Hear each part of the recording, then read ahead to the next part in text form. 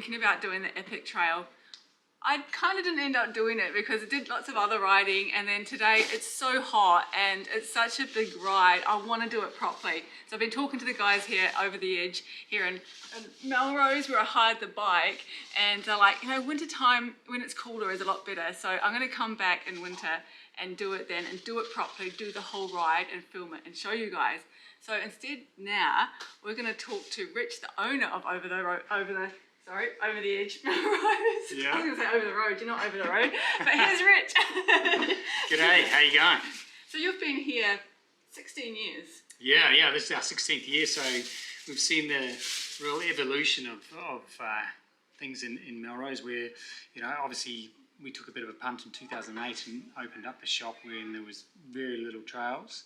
But we kept on building trails, and then more trails have been added, and now lately, you know, so here we are 16 years on, and the Epic Trail is finally open, which we sort of imagined might open in 5 years' time after we open. But look, it's fantastic to have it open now, which, you know, 38 Ks of massive trail, outback adventure is great. Yeah. That's amazing. I didn't realise that you have built, well, you know, been responsible for building these trails all around here and the Epic Trail. Yeah, well, we didn't build the Epic Trail, that's for sure. That was a big project. But in the early days, both Alistair, my business partner, and I would go out and build the trail. So initially, Nick Bowman with the Green Corps group started, and they built I don't know, maybe 10 kilometres of trail, and then we started building a few more trails in 2007, and we used a little bit of help with Boys Town down in Port Perry. They used to come over and build trails with us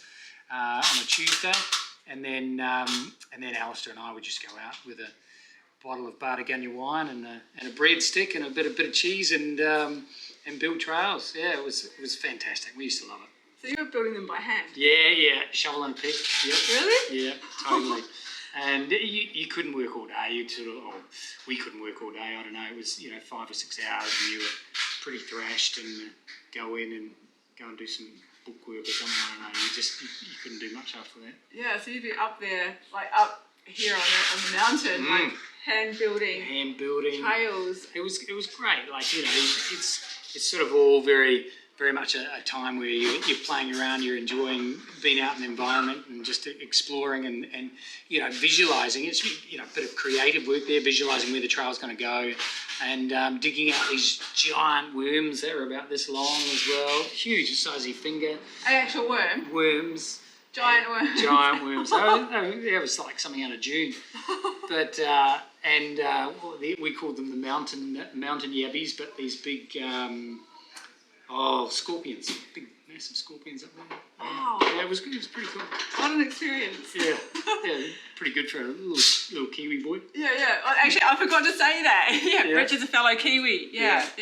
So we can talk Kiwi. Well, I think we mentioned that yesterday when we were chatting. But your market might not be able to understand us though. Yeah. Oh yeah. Well, shall I put subtitles? Yeah, definitely put subtitles on there. Yeah, bro. Yeah, bro. That's sweet as. So yeah.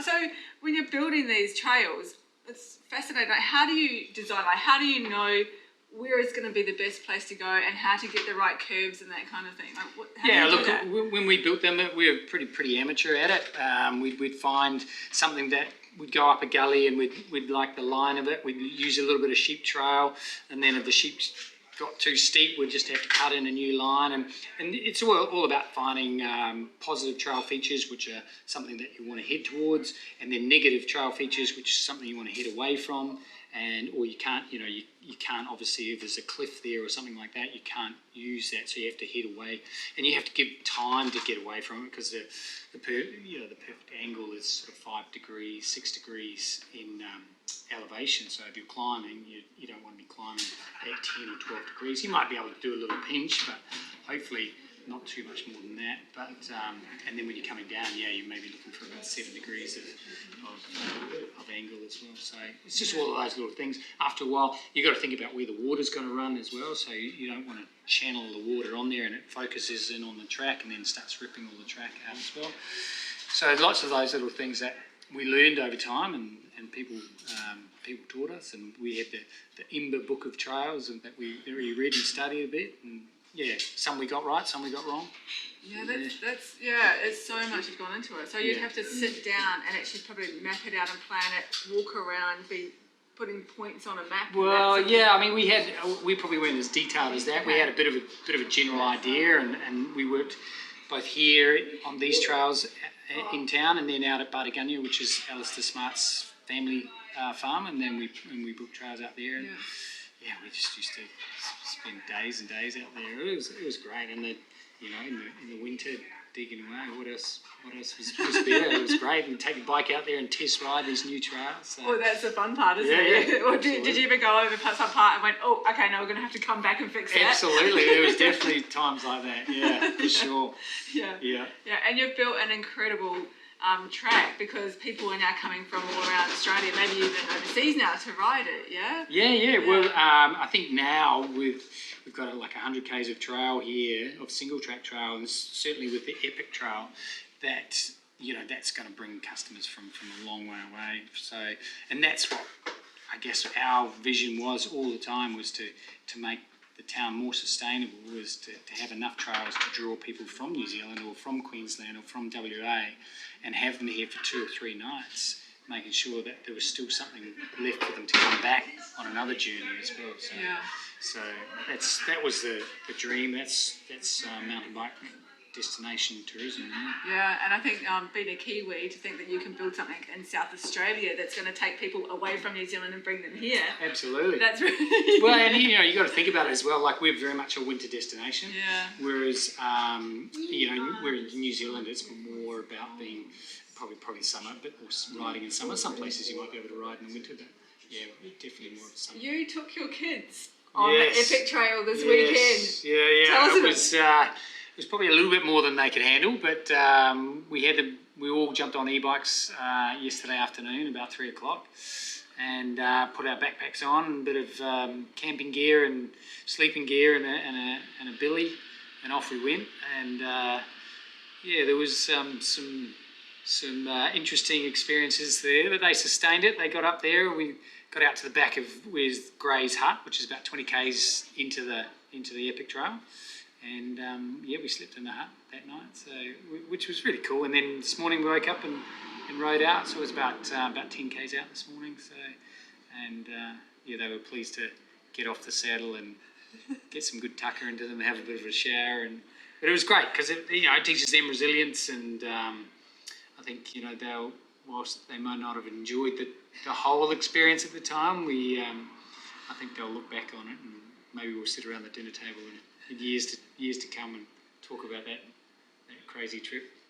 They'll stop hating you soon. Yeah, they'll stop hating me soon and learn to trust me again, and then I can take them out on some other dangerous excursion somewhere.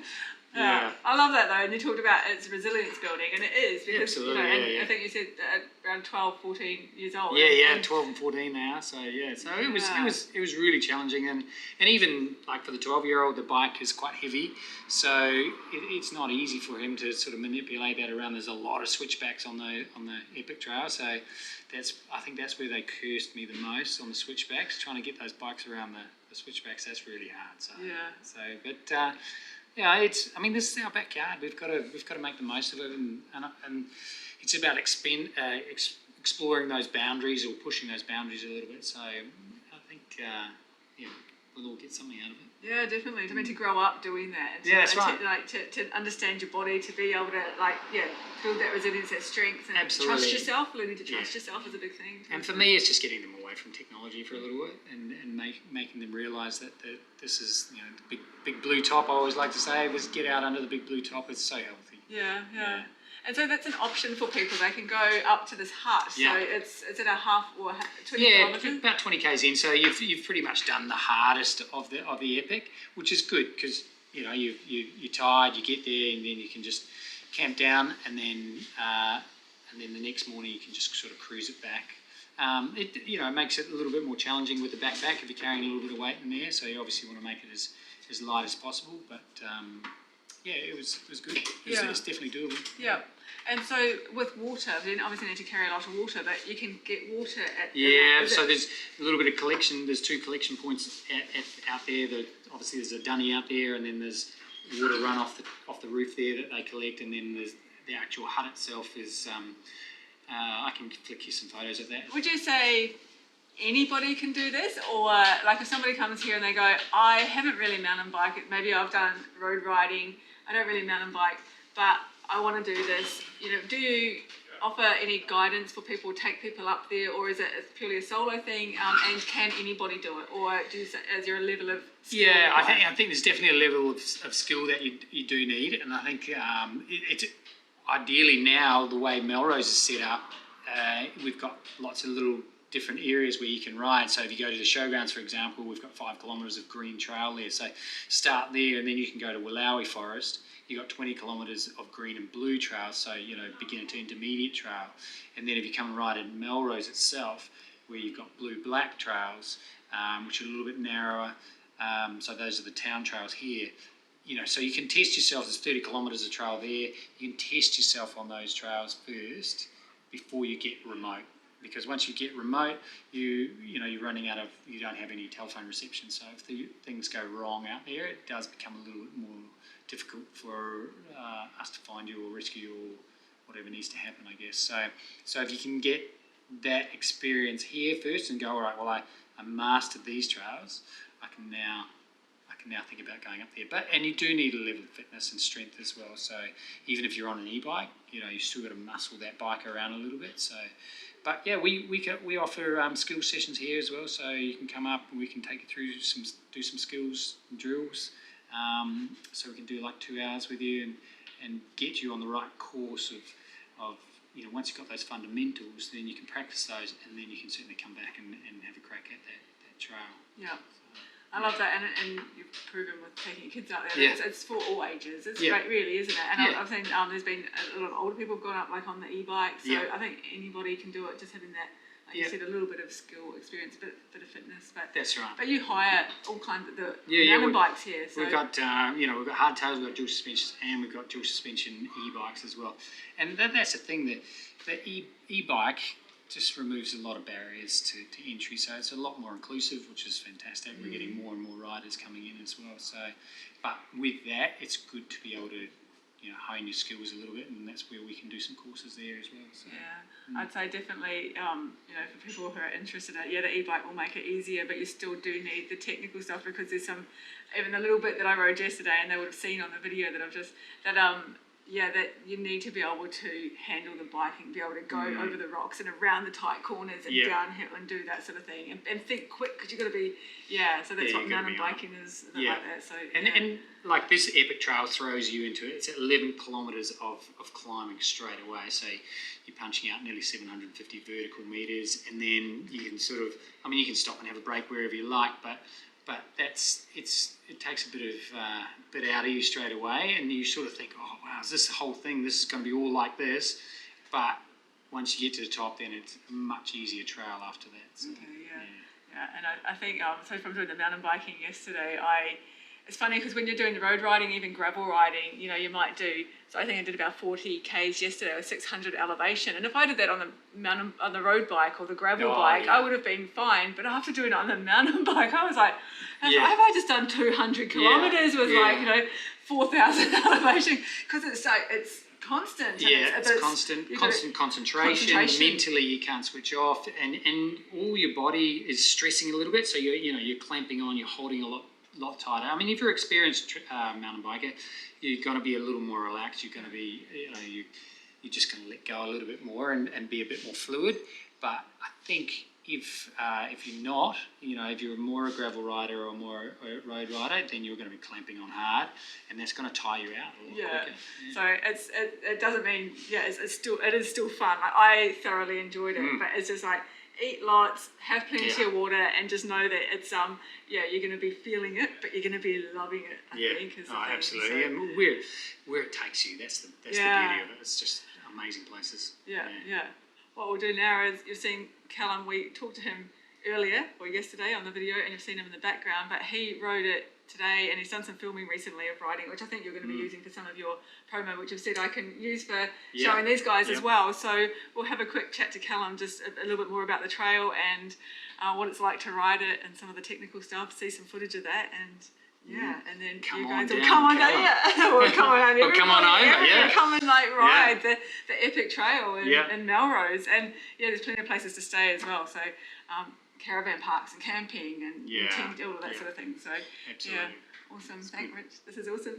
Beautiful. Thank you. Mountain bikers to me are just like I know probably people might argue with me on this one, but me personally, I find mountain bikers, especially downhill mountain biking, to be like the most toughest, strongest, craziest, most bravest riders ever, because like there's just so much to take in. Like you're going down and you've got to be thinking constantly like this. There could be a rock, there could be a tree root, there could be an edge, there could be that, and you've got to be doing all those things, and skidding out, and you can't not pay attention. You've got to be on the case, like, and that's amazing. Like to do that at speed.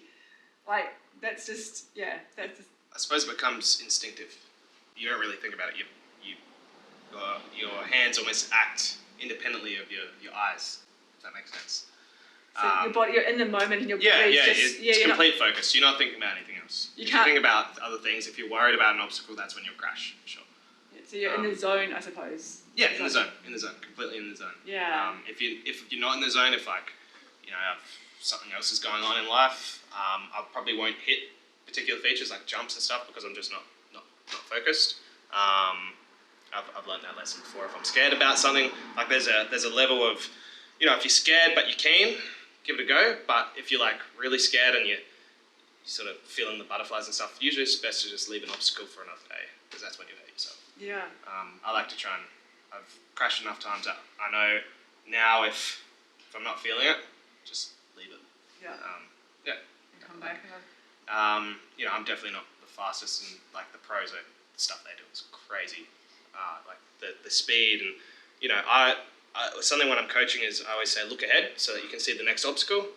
I'm probably looking 10 meters, 15 meters ahead. The pros will be looking 50 meters ahead because they're going that fast that they need it, and they're able to analyze what's ahead and maneuver. They're not looking right here; they're looking way out there so that they can judge what they need to do with the bike, where they need to go, the line choice they need to take. Line choice is really important in mountain biking. So whether you go slightly 10 mils that way, 10 centimeters that way, or 10 centimeters that way can be a massive difference, especially if you're in a race environment. Yeah. That's what they always talk about, line choices. What the fastest line is, or what will set you up best for the next section and stuff. That's a really fun sort of thing to try and focus on in mountain biking, not just riding, but really looking at sections of trail in a more detailed way.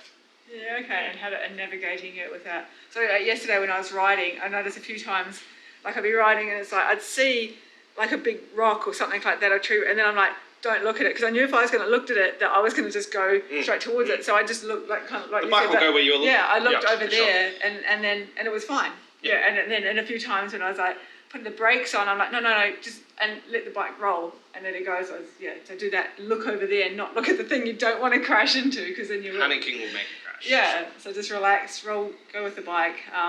And I suppose trusting yourself, and being in the zone and not thinking, because it's fascinating for me, because if you're looking at it and trying to interpret it in your brain and going, and by then it's too late. Like so you've got to be just go with it. But I suppose again, then that's the body memory as well. Because so for sure. You've learned mountain biking from it. Well, or some people might. Been riding for 8 years now. Yeah, and so you build up to this. So your body's learning the responses. It's learning how to do that, isn't it? And then But you also learn. I mean, there's just like the skill in general, but another important thing is being in touch with your bike. So like I feel at home on my bike. If I hop on other bikes, I can ride them pretty well, but I'll never ride them as well as my bike for quite some time until I get settled in on it. It's kind of like hopping in a different car. Yeah. You know what I mean? Yeah. But I suppose there's a bit more risk. Yeah. Hooking it down the side of the hill. This is your bike here. Yeah, this one's mine. Yeah. Nolly Chilcotin. It's a Canadian brand. Not super well known here in Australia, but those who do know Nolly know that they're like solid. This thing's bulletproof. 29-inch wheel. I got 151 mil travel on the rear, 160 mil fork. So that's a pretty good all-round sort of all mountain enduro bike. I've raced on it. It does everything. Whether it's big all-day rides like the Epic, or I can have fun on a cross-country trail. It's definitely not the best bike for it, but I've also raced downhill on it, so it's, love this bike. It's gone bikepacking with me, hasn't failed me once. Can anyone do a wheelie? Takes a bit of practice, but yeah, for sure. Really? It's your turn to fill up. You reckon I can do a wheelie? Yeah, we'll give it a try. Give it a try. You just got to commit, that's all. Okay. Whack your helmet on and we'll give it a run. Okay. So I'll show you again. So as you push down, it's going to bring up your front wheel. Okay, and then just lift. Yep, so and it's easier if you start pedaling. So start cruising. Okay. Yeah, So so do I put the brake on at the same time? you want to have your finger on the back brake. Finger on the back brake. Yeah, so as you come around, power straight down. And then brake. Well, brake if you're going to loop it. So don't brake straight away? No, otherwise you won't get up. Okay.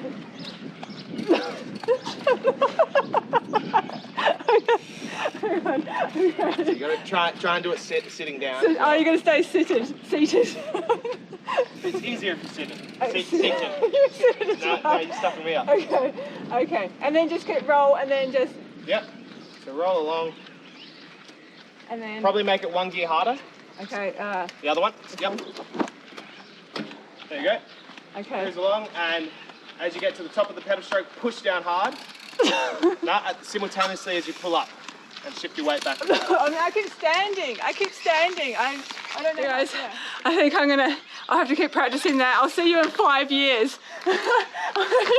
That's, yeah, it's like so different. I kind of feel like I want to master it though. I want to actually be able to at least get it up. So, but I'm not going to bore you with watching me doing it. If you guys can do it, let me know in the comments, all right? Let me know. This has been awesome. No worries. Thank you.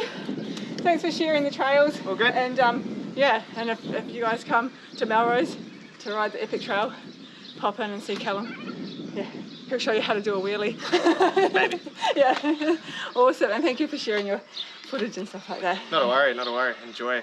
And if there's anything you want to say to everybody to inspire them to ride or anything? Just ride your damn bike. The best bike's the one you've got. Come for a long weekend up here. It's pretty fun. It's a good spot. Awesome. Yeah. Plenty to do. Yeah. Not just bike riding, hiking, chilling out. There's beaches on the other side of the hill. There's a lot to do in this region, for sure. It's a really cool spot. Yeah, it's really fun. Cool. All right, everybody. See you later. Thanks for watching. Bye.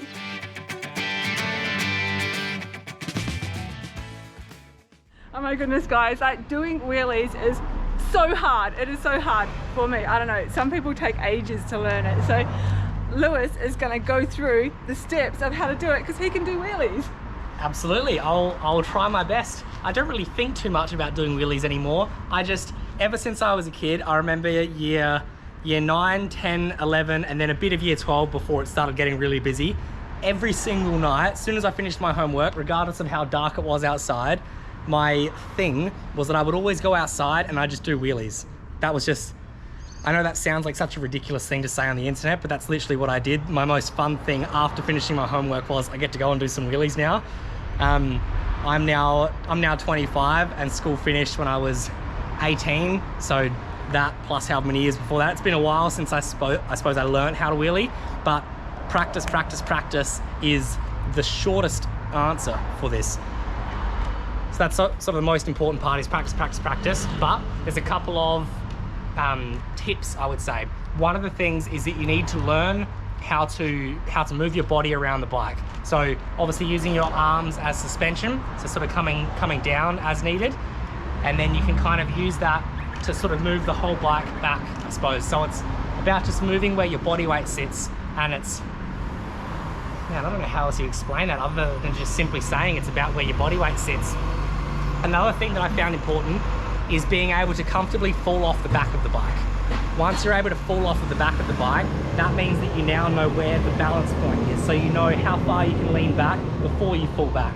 So I'll show you what I sort of mean by that. Literally like stepping off the back. Literally being able to fall off the back like that. If you can do that a whole bunch of times, then you can learn where that balance point is. And then eventually, with learning where that balance point is, you can try and hold it a bit closer to there and maybe try and hold it in the air a little bit more, get more comfortable with being really far back like that. See how that was a little bit slower to fall off the back? Then we can try and get it slower again maybe. not enough. Just like that. I find when I'm wheeling, to hold that balance point, I balance with the rear brake, which on this bike is the left hand. It might be the right on yours, but the rear brake. I get it as high as I can, and then I'm just balancing that brake there to make sure I don't fall off the back. So now that I've said that, you might notice if I do a wheelie now that I kind of bounce a little bit. That's because I'm pulling on that front brake, that rear brake a little bit. I'm just gonna turn around.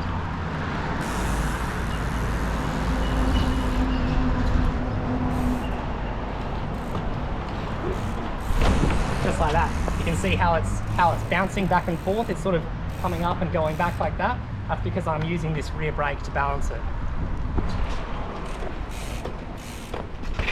You're doing this on a dually, like on a dual suspension? Yes. I've raced on dual suspension bikes most of my life.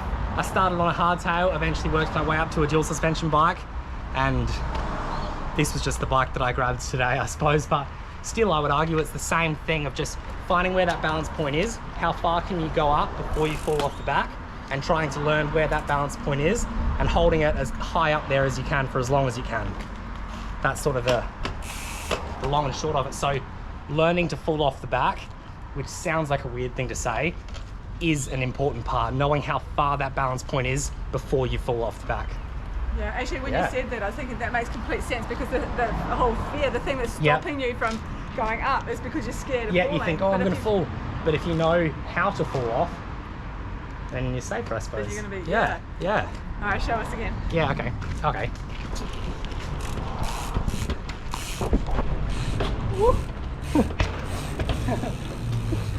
Now we're just having fun with it today. Hey guys, since I've been doing the mountain biking a little bit in Melrose, and I'm like, I have to get a mountain bike now as well, you know, the N+1 rule. But I said to Lewis, have you got some mountain bikes in your shop? Let's have a look at them and show everybody, because mountain biking is really cool, and I think it's good to have. Yeah. And he does have some mountain bikes. I was trying to jump in, but then the camera caught me. I was trying to sneak up. You're going to give me a ride. Yes, I've got some mountain bikes. Let's go and have a look. This is my mountain bike wall over here. I've got a whole bunch of different sort of categories of mountain bike. I suppose just to give a very quick summary as to sort of how the whole mountain bike spectrum works. On one side of the spectrum, we've got like cross country and super lightweight and, you know, wearing your lycra and all that sort of thing and going up the hill. And then as we find our way to the other side of the spectrum, we've got more downhill. So downhill, like big strong frames, long suspension travel, you can jump it off a cliff and it says thank you, all that sort of stuff, a really solid, strong bike. So within that spectrum, there's heaps of different versions, I suppose. But again, aggressive, as in aggressive and can take a lot of abuse. And then on the other side is more like lightweight and getting up a hill nice and quickly. So I've got a whole bunch of different models within here. I think my favorite one that I have in here at the moment is the Trek Super Caliber. The Trek Super Caliber is a relatively short travel carbon fiber dual suspension bike. So it's got suspension on the front and the rear, hence the name dual suspension. This particular example has like all of the cool bits. Like on paper, this is as good as it gets. It's got the Axis, so the wireless electronic gear set, which is what you can also find on some road bikes as well, the most premium. It's got carbon fiber wheels. It's already set up tubeless. It's got super high-end cranks and brakes, and everything on this bike is really awesome. That's why it was Bike of the Week last week as well. So, or whatever week it was. Awesome bike. That's probably my favorite that's in the shop at the moment. We can look at different versions, like you can get a hardtail. A hardtail is, I would say exactly as the name says, suspension on the front wheel, but no suspension on the back wheel. Hence the reason hardtail. These are more common for like an entry-level bike, an entry-level price point, and just for learning how to ride. If you can learn how to bunny hop, as in get both of the wheels off the ground, if you can learn how to bunny hop on a hardtail, all of those skills are easily transferable across to a dual suspension.